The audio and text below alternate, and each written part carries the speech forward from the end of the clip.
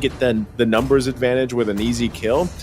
Eventually, it does fall off to an extent, but it's really threatening to Cambodia early on and then even in the mid game. So we'll see exactly what that ends up looking like, because even so, Ken is going to be playing that Roger in the jungle, and playing around this instead of seeing it in the gold lane is going to be a little bit different, especially now that it is going against Lucas this time around with the Fredrin here. All right, let's get into game number 3, ladies and gentlemen. Will Cambodia utilize the momentum of that equalizer in game number 2, or will Myanmar pull off another comeback, this time in game number 3? Who will take this full 3-game series over? Will it be Myanmar or Cambodia? It's your time to spam the live chat with your predictions. Will it be Myanmar? Will it be Cambodia? As we get to see both Lucas and Ken in the jungle, and Boxy already very early on trying to force out that retry, and he should be able to do so, because you can see from Ken at least, no retribution available, but he's already very low. Whoa! Oh, well, that's a great start for Ken. Gets the first blood already. I'm not sure, it's boxing probably didn't have to commit that much to it, but he ends up dying in anyway.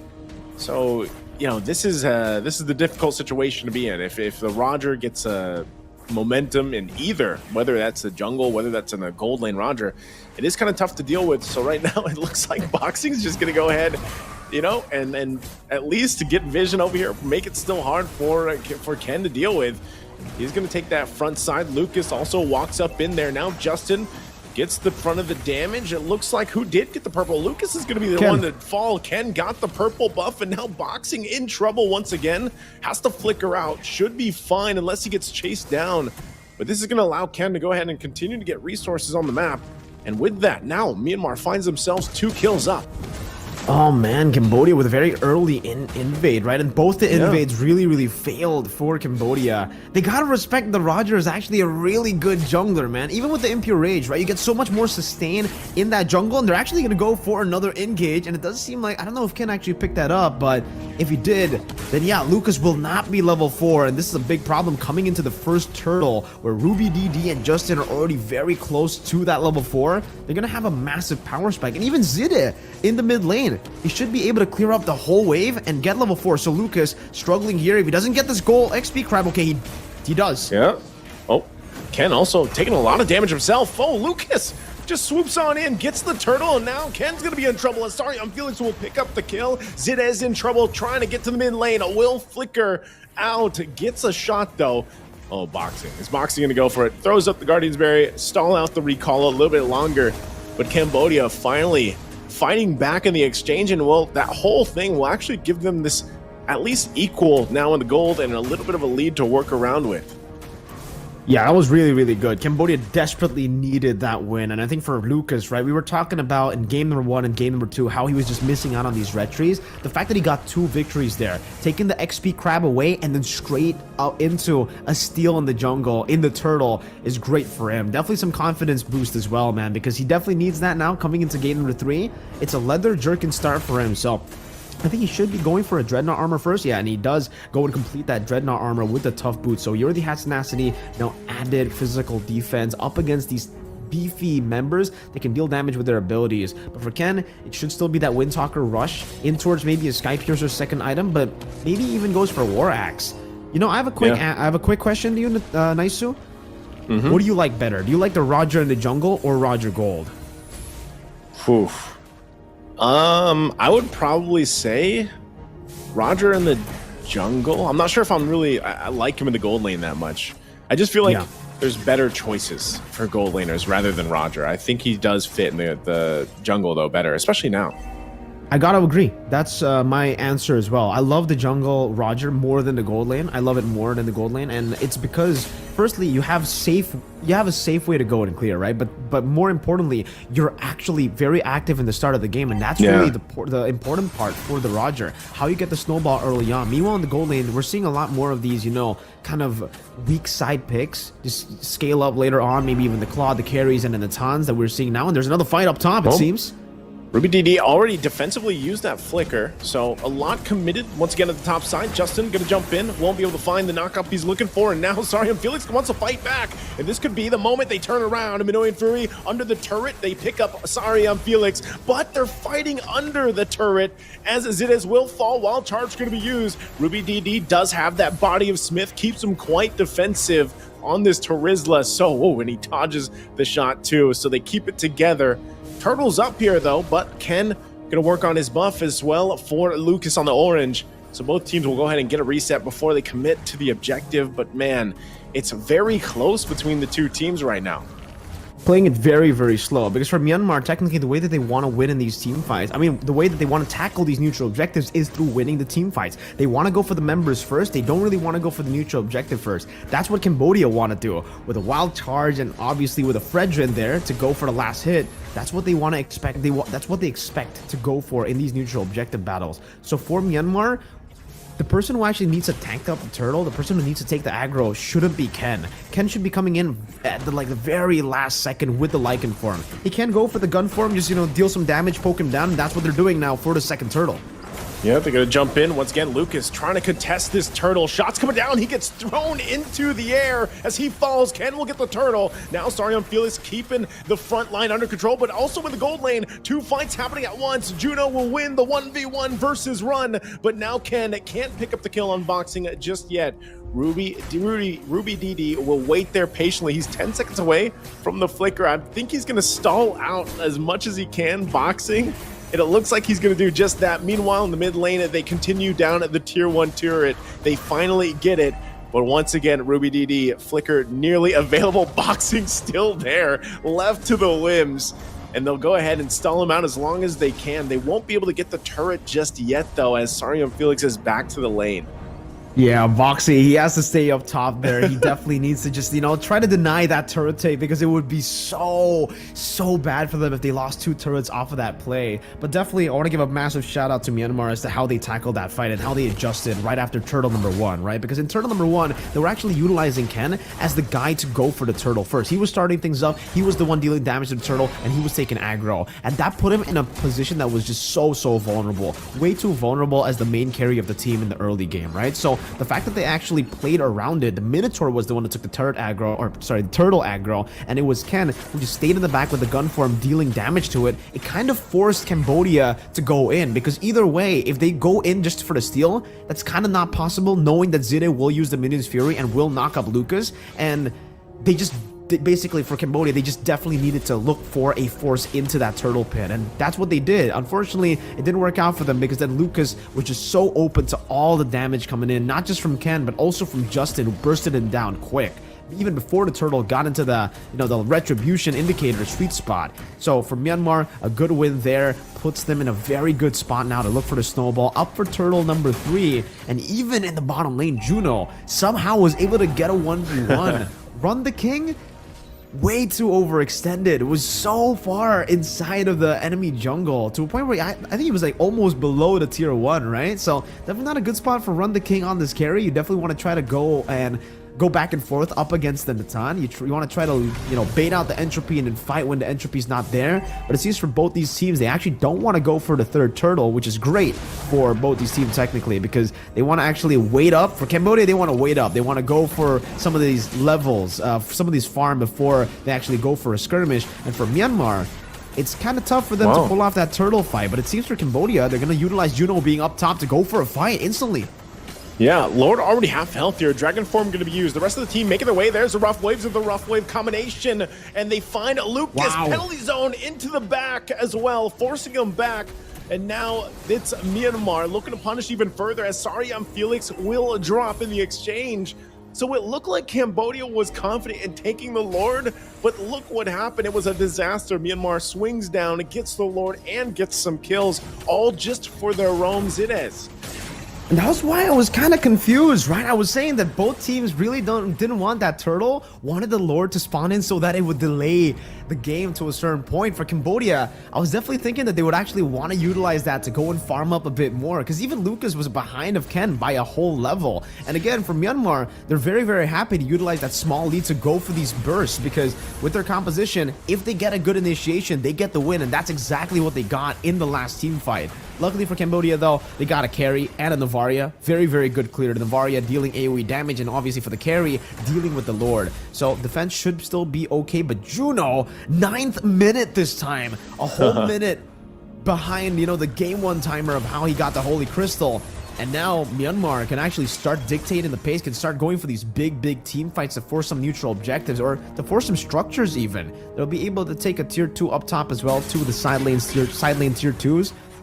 So still some good stuff from Myanmar, as that's also Ken completing the endless battle.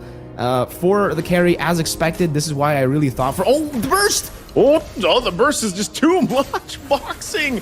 Juno, as you were just talking about it, now they'll find a triple from Sarium Felix. Breath of the Ocean knocks up Lucas. Lucas will get a kill before he goes down. A maniac for Juno.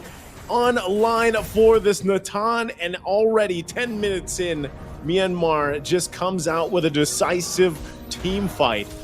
Man, were you just talking about Juno and landing that Holy Crystal, and then he goes and gets a maniac, Mirko. 9th minute Natan Holy Crystal should be kind of illegal, right? The normal timer is 11 to 12, but you can see the damage there. Run the King got ran down by Juno on the Natan. And then next is Felix, the guy who should be tanky. He picks up a Radiant Armor right as he dies as well. So he was already on that. He already had some magical defense, and yet you were still shredded down. That's the power of the Holy Crystal at the 9th minute of the game, man. That's why I was so surprised with it being completed so early, because you usually get that at the 11th minute, at the 12th minute. That's usually the time that you get it. That's usually when the enemy team also has, you know, a bit more magical defense to counter that. But the fact that you got it so early means that for Cambodia, at least, they didn't have those items ready, and that's why you saw Felix only get it after he died to the Natan damage. And now he has the Divine Glaive at the 11th minute. Adds salt to the wound. This is a 13-minute, 14-minute item for the Natan. That triple kill, that maniac definitely got him here way faster. And oh man, if we were already talking about, you know, Cambodia finally getting those items like the Radiant Armor, it might not even matter. Juno has a Divine Glaive. He's basically going to do true damage. Maybe up until Cambodia get another, like, magical defense item on top of the Radiant Armor. If they get Athena on top of the Radiant, maybe they can withstand some of that damage. But even then, Ken will just shred through them with the Sky Piercer. He's got the Sky Piercer, execute. And now Lucas, how is he going to get in here? Oh, Ken, actually, you can see how much the Lord hurts with that change. Now they're going to be in trouble. Zidiz goes down in the exchange, and Sarium Felix will be the one to follow. Ken also battling it out. Penalty zone going to be used. It's a double for Ken. Juno still alive, quite healthy. Rough waves from Justin used. The trade, the 1 for 2 now. Ken is still up, but I don't even think Myanmar wants to commit to this. They're still respecting the fact that the Lord does hurt Ken quite a bit, and they could lose this possibly, as Lucas on this Fredrin will be fine to tank most of it better than Ken can. But they go ahead and get ready for the reset. Zidiz will be up in a couple seconds, and meanwhile for Cambodia as well, and they'll go ahead and converge back to this Lord fight as they get situated in. Again, another amazing skirmish from Myanmar. The fact that they were able to get both Felix and Boxy there, the punishment was just real. And yeah, we definitely see the change on the Lord, right? You're going to struggle to actually go for the Lord dances on these carry junglers. So it definitely has to be Ruby DD or Zide who tanks up this Lord. Because earlier, Ken was actually very, very low. If or if Cambodia were able to actually initiate on Ken, that would have been pretty bad. But even then, if they use all their resources on Ken, there's that secondary carry that we were talking about, that crazy Natan, Juno. This man, it seems like on the Natan, he's just so much more comfortable, right? Because we got to see him on a different pick in game number 2, and it was different. His Claude is just not his Natan. His Natan is something special, really, man. From his farming, from the way that he enters these team fights, to the way he kites as well. And even in the mid lane, oh my goodness, almost bursting down the frontliner. No Felix. Myanmar might just look to go for this. He forces Sarium Felix back to the base, so they know that he has to get some more time. He actually goes in with the Dragon Form instead. Look at the unleashed damage from Run the King. Ken will get the Lord though, but can they win the fight? Juno is shut down from Saryam Felix to fall for Myanmar, and now Ruby DD is next. Tries to stay alive the longest he can, but eventually will get chased down by Run the King and Boxing. But Myanmar, man, did that fight not go in their favor as Cambodia comes back into the 14 minutes of the game, but they still have the Lord to deal with. Myanmar, the game could be slipping in slowly out of their hands. You saw the team fight. You saw how much damage Run the King now has on this carry pick. They'll quickly work through the Lord and probably get some more turrets in their favor. And it seems the combo is still a bit too deadly, right? Despite Myanmar being at a massive, with holding a massive gold lead, they still were actually punished heavily by the Astral Echo and the Black Dragon form that we were talking about in the drafts. The fact that the hitbox enlarges by quite a bit, the Felix can actually just jump in, and we actually get to see the damage dealt in that skirmish, and it was both, yeah, Felix and Run the King doing a significant amount of damage, but mainly it was Ra.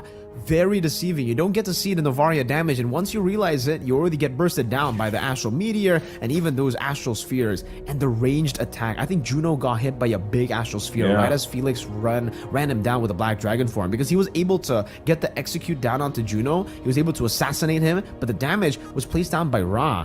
So Ra is becoming a big threat now towards Myanmar as we get into the later stages of the game, and that's why we're seeing the Rose Gold Meteor. That's why we're now seeing the Blood Wings as well. They need the additional sustain, all the additional sustain that they can get.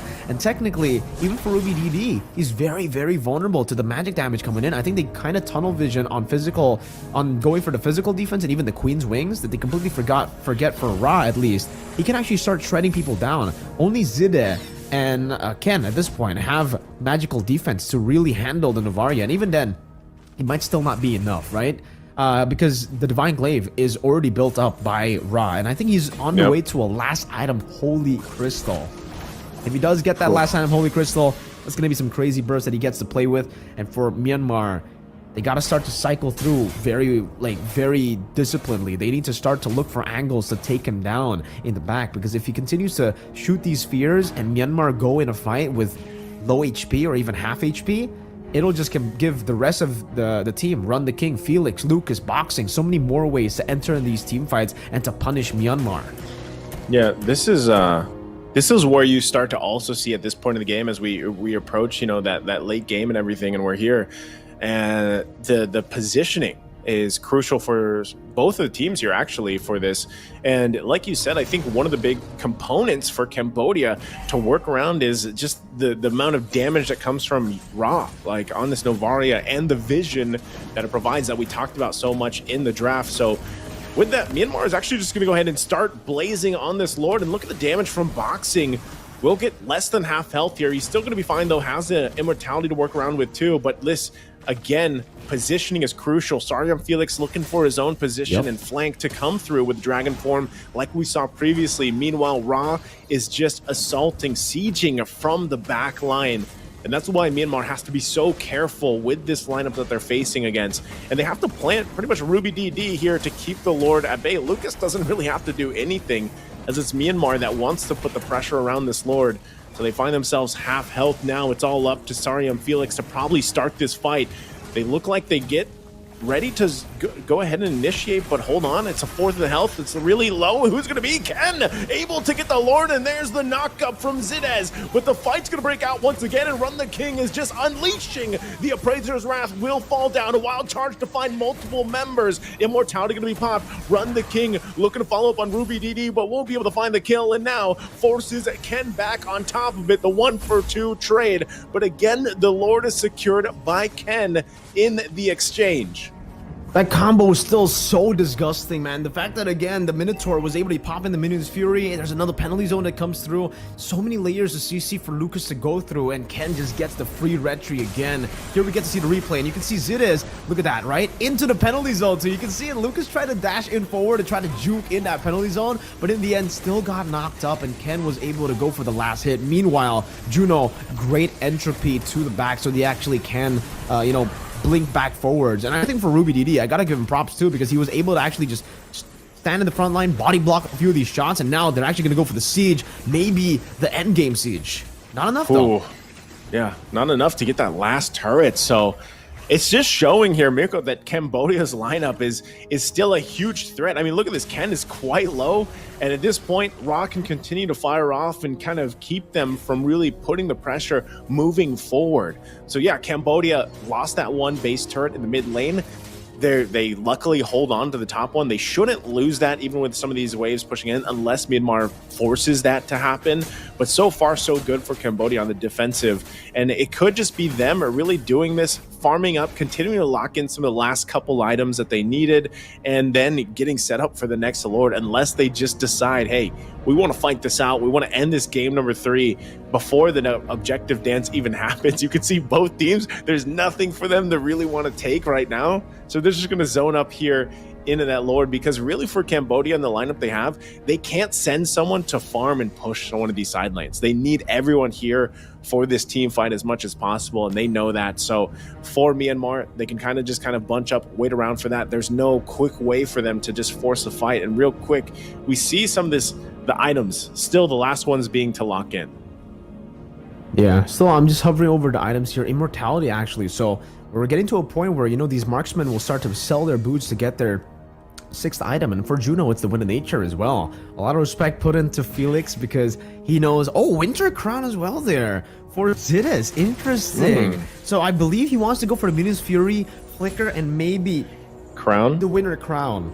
Yep. Because I believe now some of the changes that have been made to how you utilize that, you know, it used to be suppression. Now you can actually use abilities on top of the Winter Crown and it'll still proc. It'll still be used up there. Ruby DD gets an angle. Oh, actually able to go in. Penalty zone already used. Run the King. Has the immortality. So they might just have to back off, but they use the Dragon Form to chase down Myanmar. They might be forced to fight this one out. Sarion Felix goes in, can't find the connection. There's a Minoan Fury. The knockup is there, and now they're going to unleash. Look at Juno's damage on top of Ken. They're going to force Cambodia even back further, and they find Run the King, and they'll run down Cambodia. Appraiser's Wrath to keep them at bay, but Myanmar might just go ahead. Oh, and a shot from Ra, able to get Zinez down. So it looks like Myanmar wants to make the play, push the top in, get that turret down, and possibly rotate for this Lord, unless Cambodia with 2 members can keep them from ending the series here. Lucas holding down the front side, Juno there using the entropy. There's the immortality. It's already going to be popped. They have the waves pushing in. Now it's up to Ra, left alone. There's not enough time, and it looks like Myanmar will be able to take this series in game number 3. Well played to Myanmar.